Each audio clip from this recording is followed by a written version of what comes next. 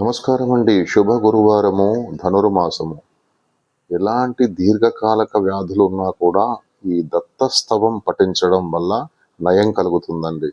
So దత్తస్తవం పఠించుకుందామా మరి?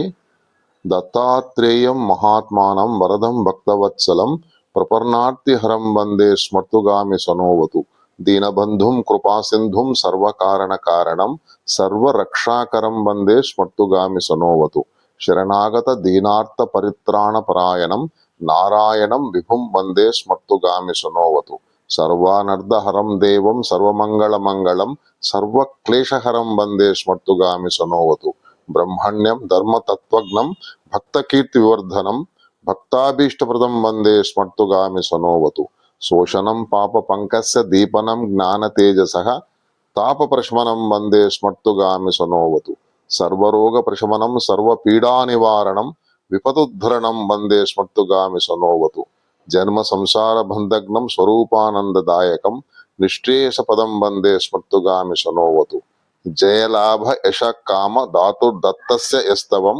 భోగమోక్ష ప్రదస్యేయం ప్రపటేత్ సకృతి భవేత్. దత్తాత్రేయ దత్తాత్రేయ దత్తాత్రేయ. శ్రీపాద శ్రీ వల్లభ శ్రీ నృసింహ సరస్వతి శ్రీ మాణిక్ ప్రభు మహారాజ్ అక్కల్కోట్ మహారాజ్ షిరిడి సాయినాథ. ఓం సాయినాథాయ నమః.